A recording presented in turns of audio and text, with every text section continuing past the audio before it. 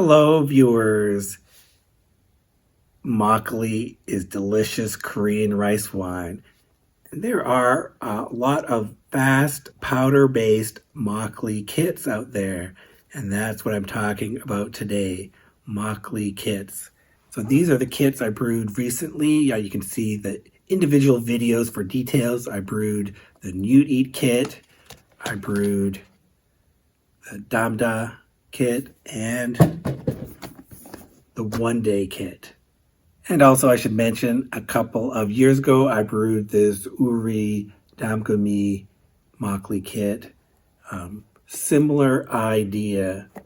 So what I'm going to talk about today, I'm going to compare these kits with each other. There's actually a lot to say, and tell you what's in common, what's different with these kits.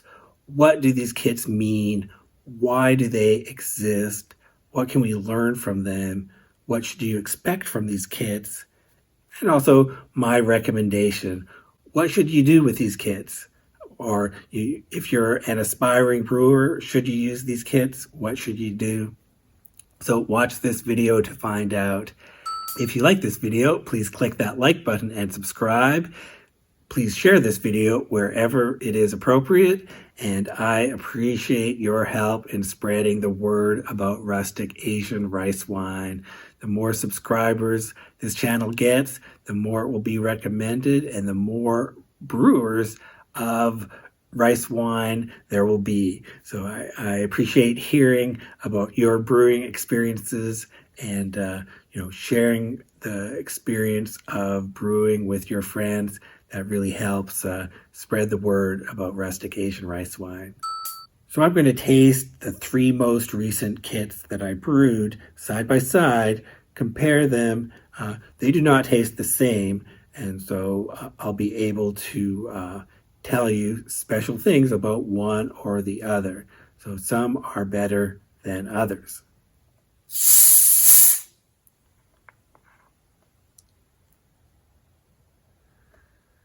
This is the Brewed Eat kit, and it wins the prize for most gas. So these are the three recent kits I tried: the Brewed Eat, the Damda, and the One Day.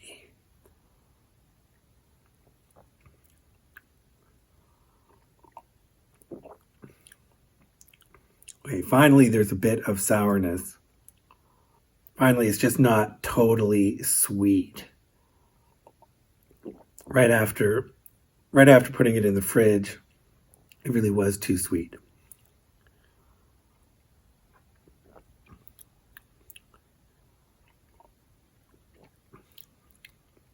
Okay, this does taste better than it did initially.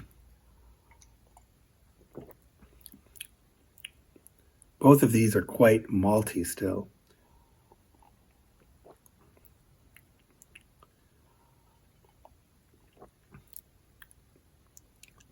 And fairly watery. In terms of alcohol, these are not strong. They are light, with just some rice and malt flavor. I think this one actually has barley in it. And those two definitely had just a small amount of tartness. These kits seem to be afraid of sourness.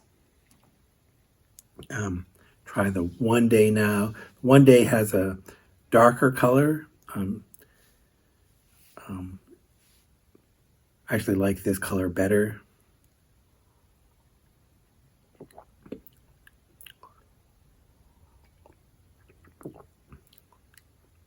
And for it, this okay, so the One Day kit is better tasting. It wins my prize for the best tasting powder kit. It's most like some convenience store commercial makgeolli.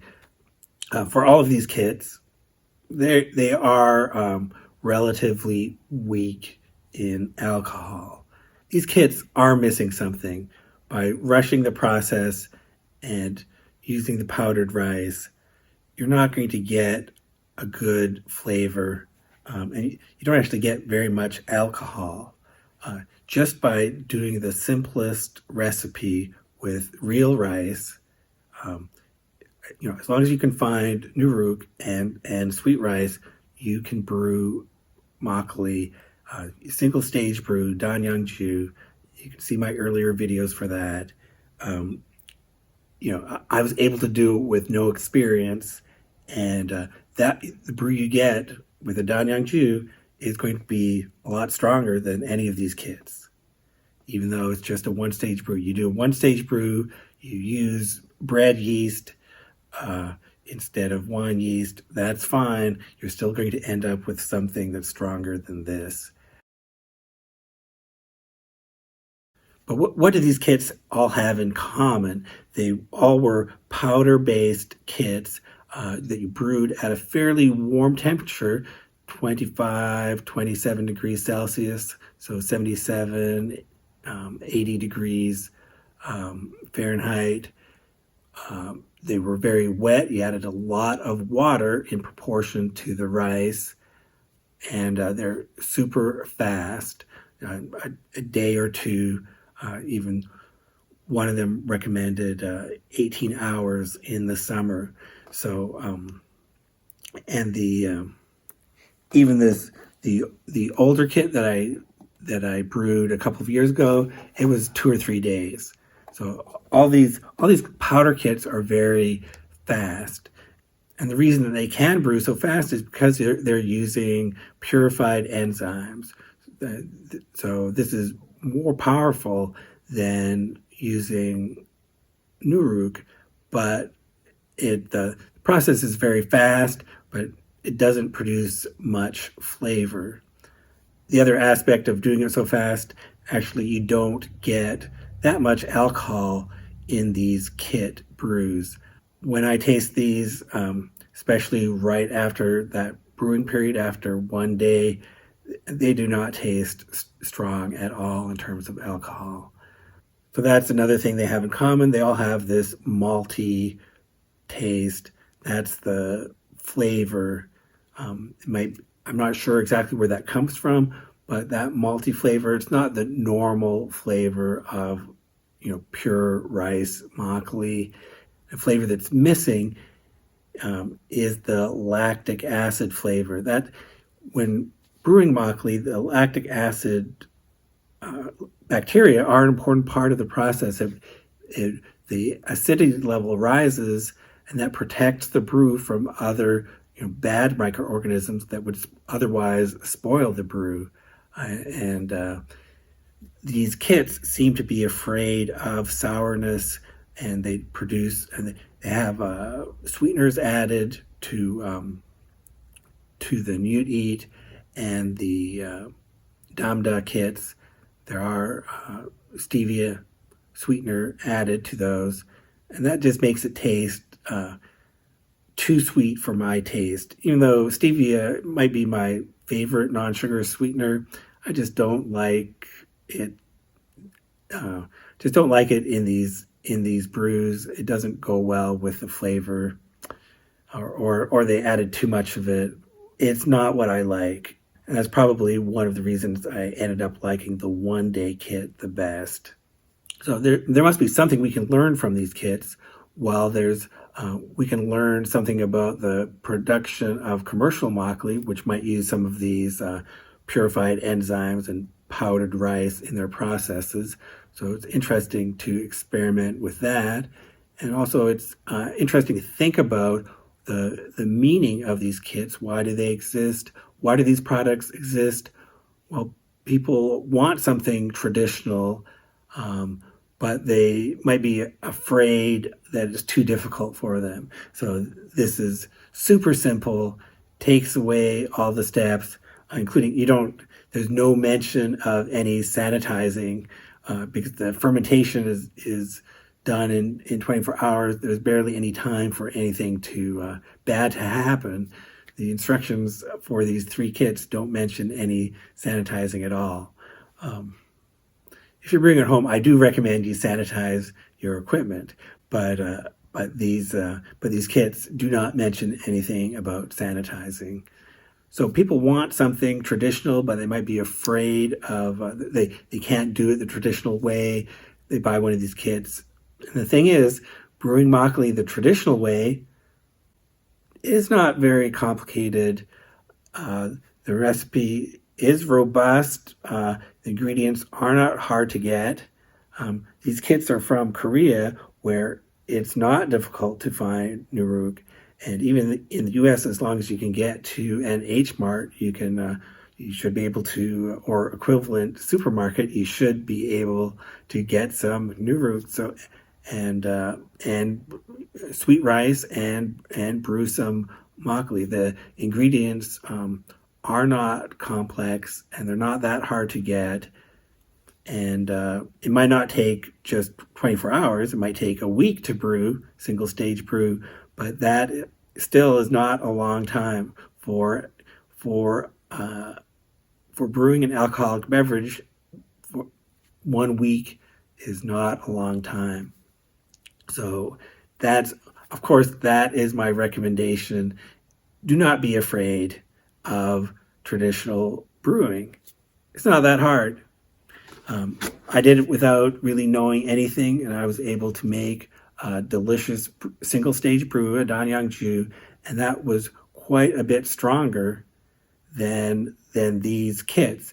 So I think that's what I want to emphasize. You can brew the traditional way and get something that stronger in alcohol, has more flavor, and just takes a bit longer to finish.